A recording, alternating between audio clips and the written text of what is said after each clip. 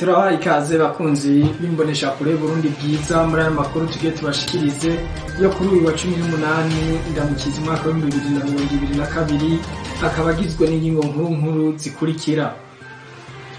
Musitanteri wa komine Mubimbi aratera kabo imvukira kwegera bene gihugu kugira ngo bakore imirima myinshi y'akarorero. Abafakazi 90 bahurikiye mu makoperative yo ku mitumba Muhororo, Muyabara na Gitwe bararonkeje akaganuke n'umuryango wa Pascal Ngendakuriyo asanzwe ari imvukira ya zone Mageyo. Inyigisho zo kongereza akanovera mu mugwaruka ruri mu muhari w'abaskuti zaratanzwe n'ishirahamwe ryabo kubajeje kwigisha abandi bari mu ntara zo mu bumanuko bw'igihugu.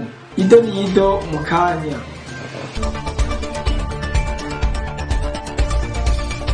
Turasubiye kubaha ikaze muri ano makuru.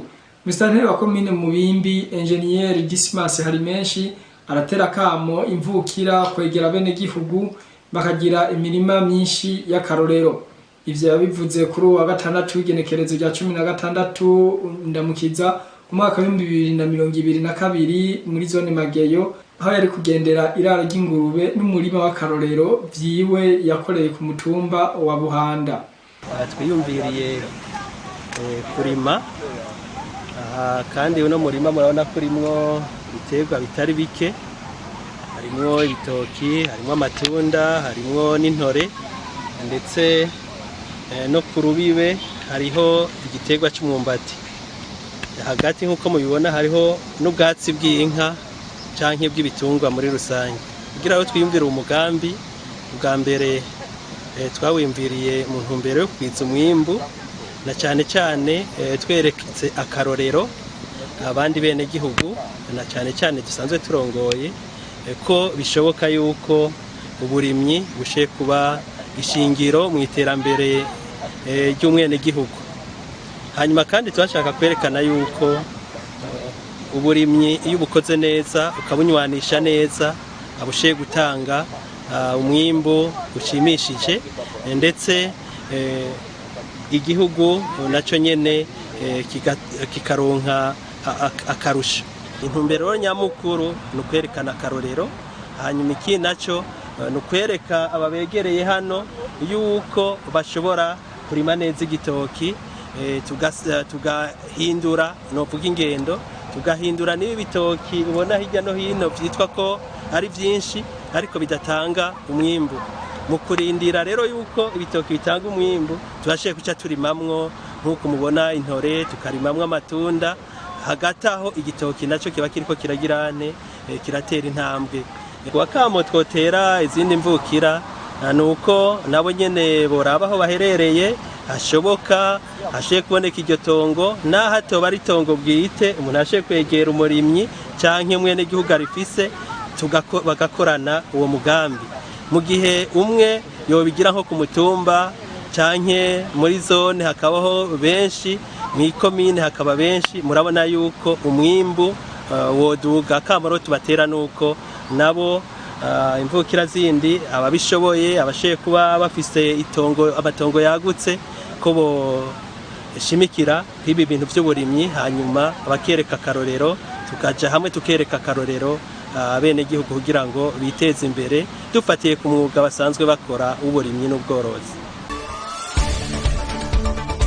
Kuri wa gatandatu w'igenekerezo rya 16 Ndamukiza umwaka wa 2022 umuryango wa Pascal Ngendakuriyo imvukira zone Mageyo asanzwe anarongoye n'imvukira z'intara ya Bujumbura waratanze imfashanyo ku bakenyezi 90 bahurikiye mu makoperative atatu yo ku mitumba ya Muhororo, Muyabara na Gitwe.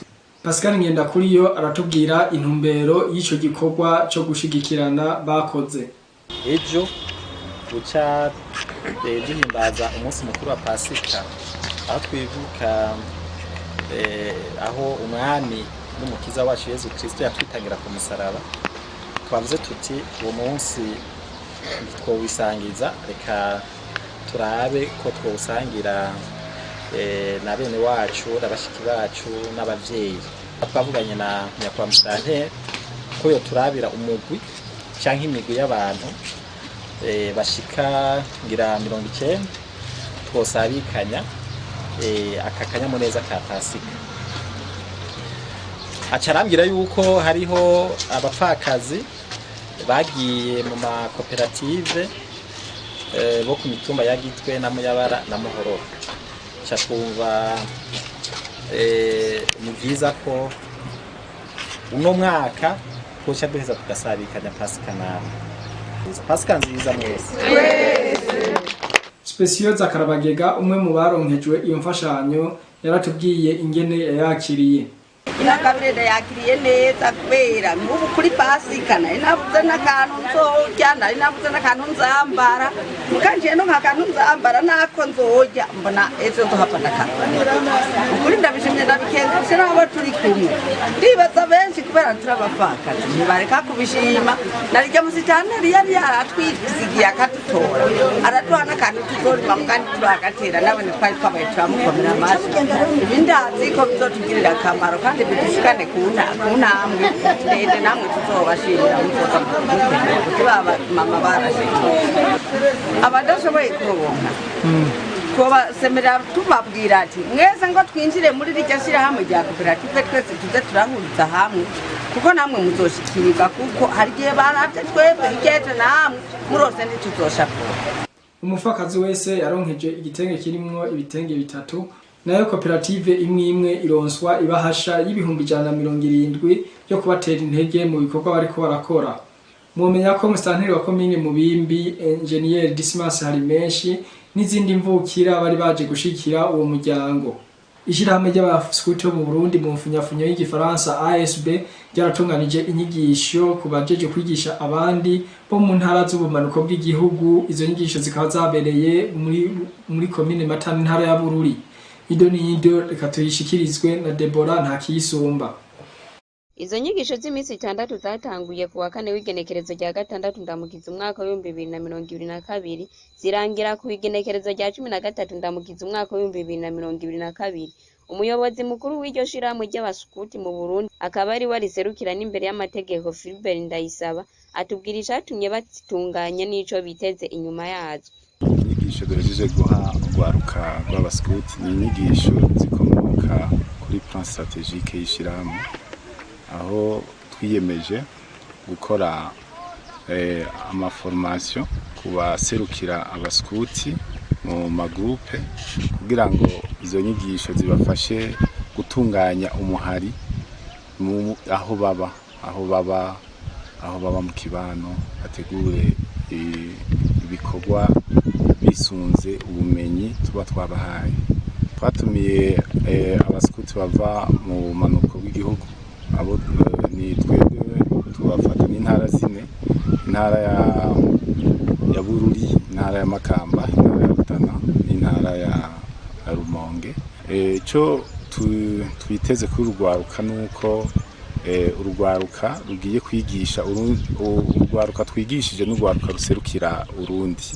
Rero hari urundi rwaruka ruri mu magroupe, rero abo nibo twiteze yuko bazoronka inyigisho aba twovuga kari aba baserukira baronse, kugira ngo izo nyigisho zibafashe kumenya umuhari, zongere zibafashe no gutegura ibikorwa biteza imbere urwo rwaruka nyene, n'ibikorwa biteza imbere ikibano aho basanzwe baba, eka mbere n'ibikorwa bishobora gutuma igihugu cacu urwaruka rushobora guterera mu iterambere ry'igihugu cacu aho baba mu kibano.